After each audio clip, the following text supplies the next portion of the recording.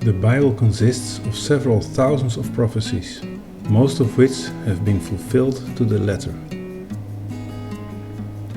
For others, we are waiting with anticipation, even more so since they have to do with the return of Jesus, our Messiah. As a matter of fact, we already see many prophecies coming to pass before our very eyes. Like Jesus' disciples, we wonder when all will take place.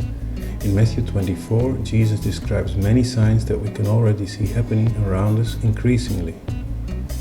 But then Jesus says, "Now learn a parable of the fig tree. When his branch is yet tender and putteth forth leaves, you know that summer is nigh.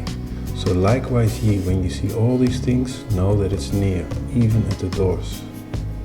The fig tree is a metaphor for the nation of Israel. In other words, at the time that God's people would return to Israel and the nation would come into existence again, these times would start. Jesus then continues to say,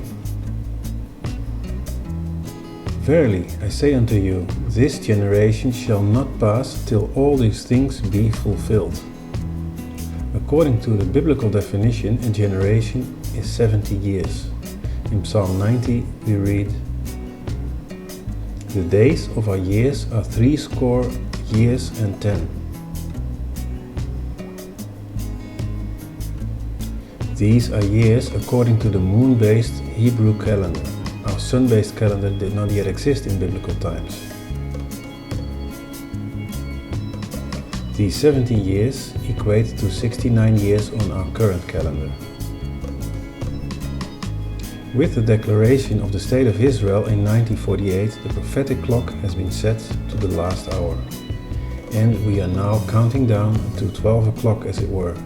Counting 69 years from 1948 brings us to 2017.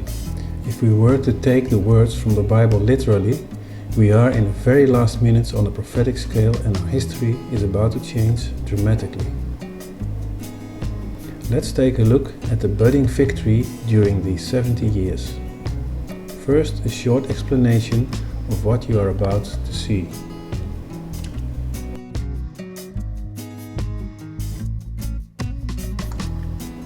This is the stage that we will use. The slider will move along this bar that is the timeline of the 70 years.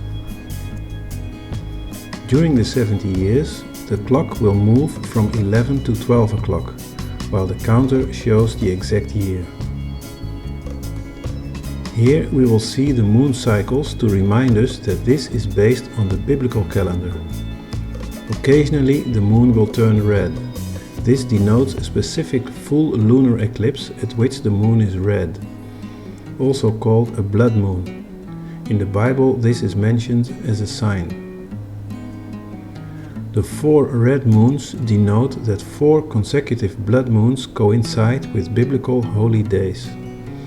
It seems significant because in 1948 it meant that Israel regained their land. In 1967 their city of Jerusalem, and in 2014-2015 it might point to the rebuilding of the temple. This would be the last prophetic step in our era. On the TV screen we'll show some of the highlights corresponding with the timeline.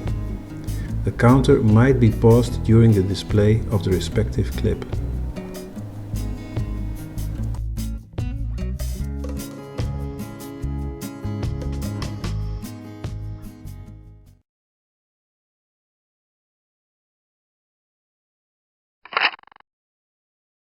The British Mandate ends and the State of Israel is proclaimed on the 14th of May 1948.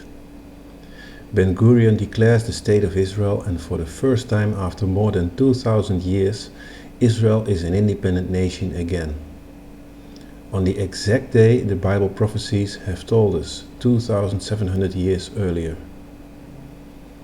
Many survivors of the Holocaust moved to their homeland.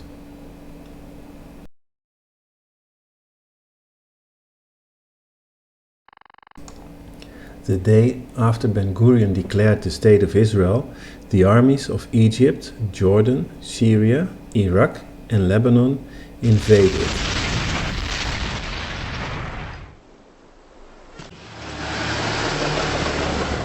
The Arab states, with a population of 40 million, were certain to overwhelm Israel's 500,000 Jews. It seemed that Ben-Gurion's new state would last only a few days. The war lasted a year and Israel miraculously won.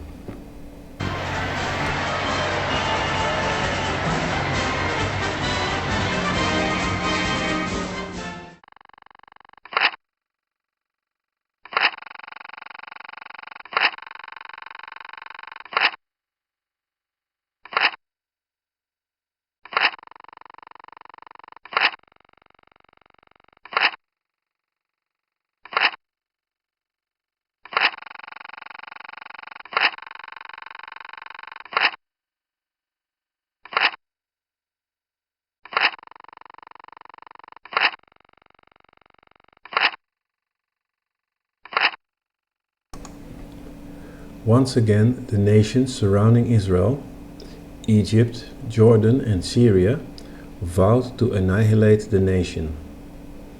In June 1967, the so-called Six-Day War breaks out.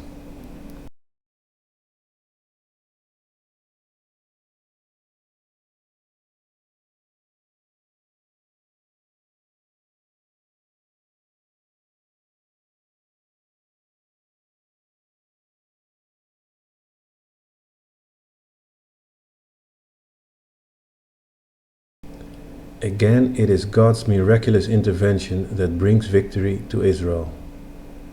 The size of Israel is tripled, and the Jews regain control over Jerusalem for the first time after 2000 years.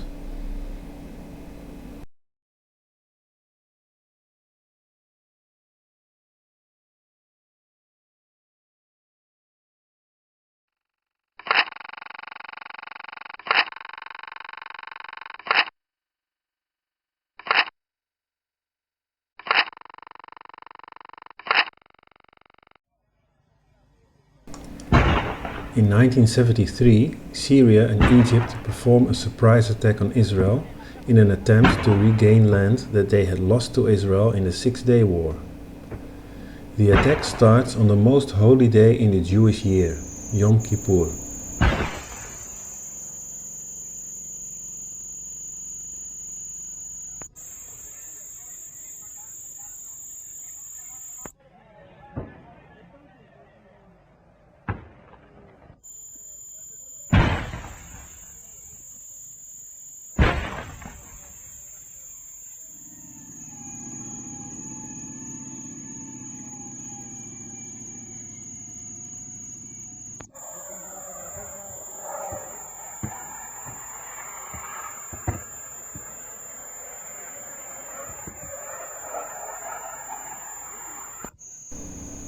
However, Israel managed to break the offensive both in the north from Syria as well as in the south from Egypt.